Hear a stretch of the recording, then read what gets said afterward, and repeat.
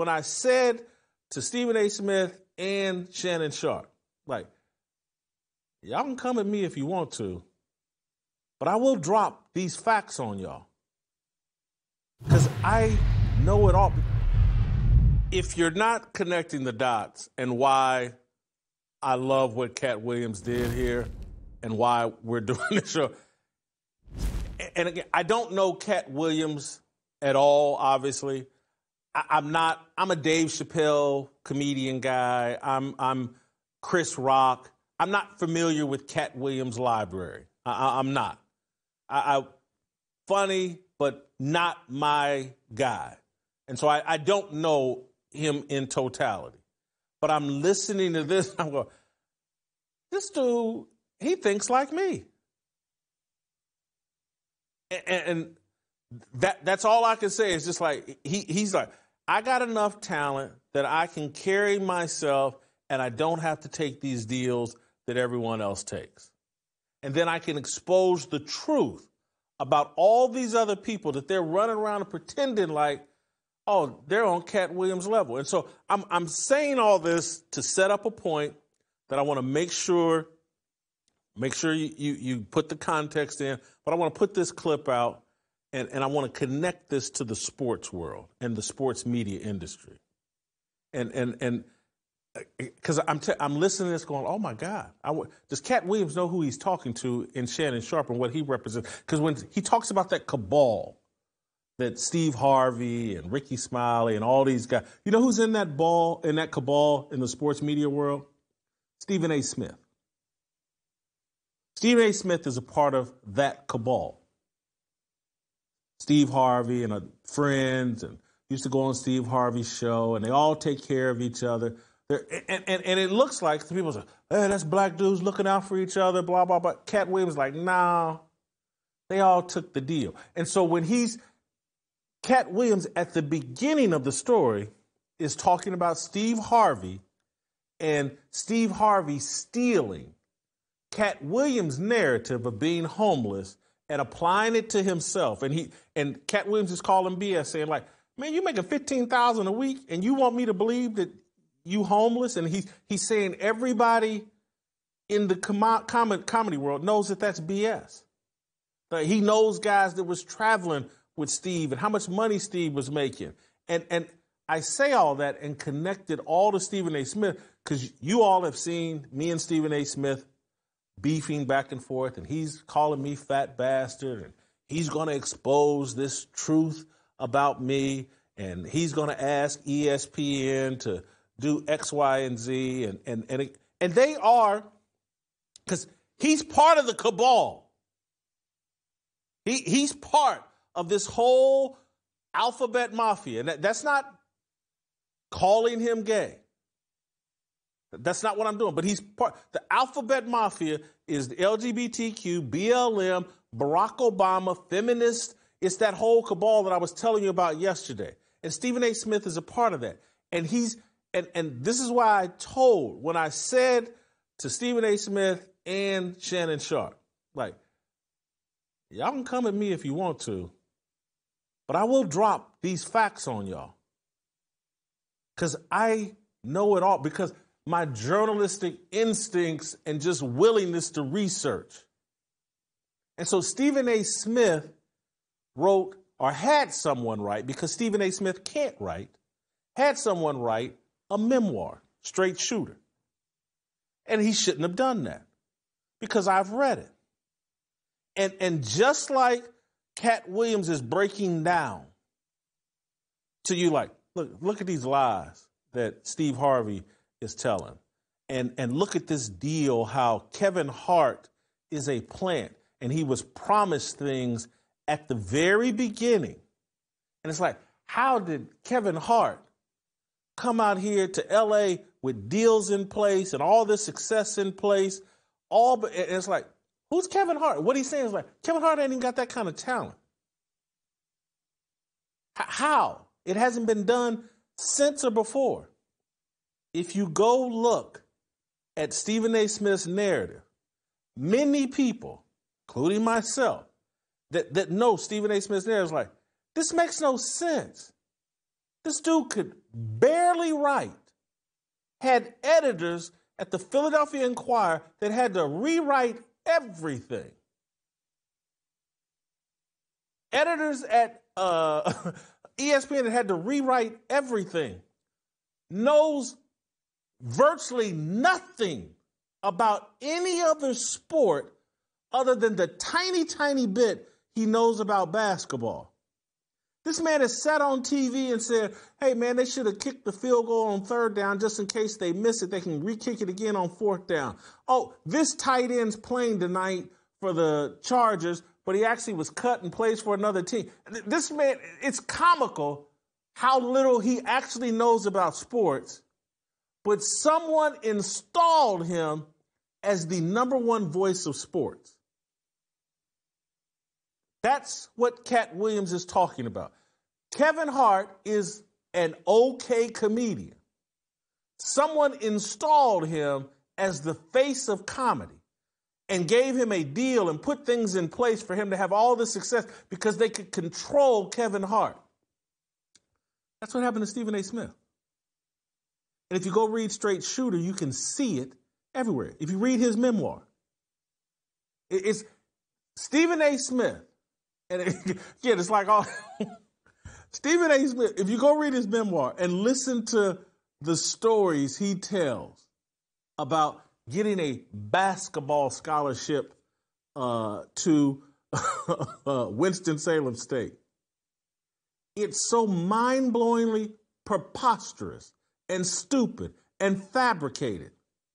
I'm like, holy cow, how did they let him tell these lies? Or whoever wrote it, who wrote these lies? He went down and had a scrimmage and hit 17 straight shots, and Big House Gaines gave him a scholarship on the spot. This is Division II basketball, Winston-Salem State. The school is poor. Big House Gaines has written books about how little money he had for scholarships. But someone who didn't pee a drop in high school basketball, didn't pee a drop at the Fashion Institute school that he allegedly played junior college basketball at, didn't pee a drop there, somehow sits out a year and goes and plays in one scrimmage game, and he gives a date of the scrimmage game. It's like it's in the middle of their season. They bring Stephen A. Smith up for a scrimmage at the end of their season, around NCAA or conference tournament time. They bring him up, and he participates in the scrimmage and makes 17 straight shots, and they give him a full-ride basketball scholarship at a school that struggles to give out full-ride scholarships to more than 3 or 4 players on the team. Stephen A. Smith got one for making 17 straight shots in a scrimmage at the end of someone's regular season when he drove up from New York. You didn't play in high school, or you didn't play in high school. You didn't do anything at the Fashion Institute that had a junior college team. Fashion Institute is some gay college in New York that had a junior college basketball team that Stephen A. Smith says he played on, although he never played. And then he got a scholarship to Winston-Salem State. He wants you to put Stephen A. Smith's on camera talking to Molly Karam and Jalen Rose and J.J. Redick, and they put up a stat, and we can play the video. Not today, because I didn't tell him this, because this is organic. I didn't know I was going here. But I can, next week or tomorrow, I'll play a video, or hell, maybe we'll add it in here on this show. I don't know. We'll figure it out. But they play a video of Jalen Rose and J.J. Redick's senior stats, and it's Malika Andrews, I think, not Molly Karam. And then Stephen A.'s senior stats. And they got Stephen A. Smith averaging 1.5 points a game his senior year. And Jalen Rose maybe averaging 16, and J.J. Redick averaging 22. And everybody, it's the scene or the interview or the segment, everybody's kind of giggling at Stephen A. in comparison to J.J. Redick and Jalen Rose. And Stephen A. says on camera, well, what they don't tell you is, I only average 1 point a game because, or I only average that little a game because I only played in one game that year because I blew up my knee. And so someone must have figured out later, like, Stephen A., we got you up here saying you average 1.5 points a game your senior year. You just said on camera you only played in one game your senior year because you blew out your knee. You can't average 1.5 points if you only played one game. Can't be done. Now, I'm not a math genius, but it cannot be done. So what he did, there's another video of Stephen A. Now, Stephen A., you got time to scrub it from the internet if you'd like, where it's like 3 or 4 months later, Stephen A. figured out, like, oh, God, I screwed up. And so he went on the Stephen A. Smith podcast and said, he played the clip of them doing that, and then he said, it's all a lie. It was all a lie. I didn't play a damn game because I blew out my knee. And so he says something, I believe the original thing may be in January, then he comes back 3 or 4 months later on his own podcast, plays the clip of him lying, and then says, well, that's all a lie because I didn't play because I hurt my knee. So I'm just telling you, I'm not trying to pick on Stephen A. Smith. I'm trying to help you understand these truths that Katt Williams are talking about. They apply across the entertainment industry. When you see somebody in this current environment installed as the voice, as the person,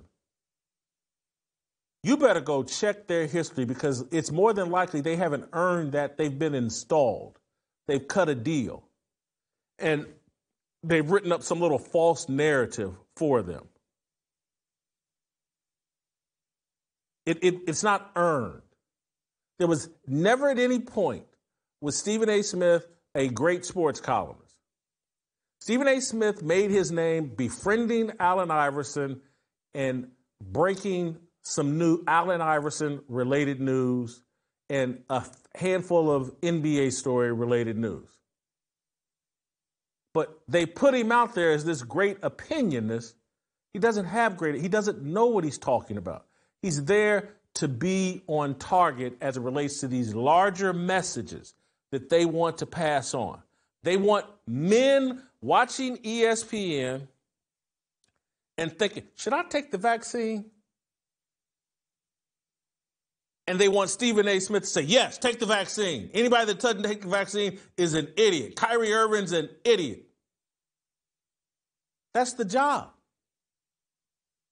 There's certain messages that these top entertainment people, these black puppets and white ones, because all of Hollywood's in on it. That's why, Jimmy Kimmel hates Aaron Rodgers.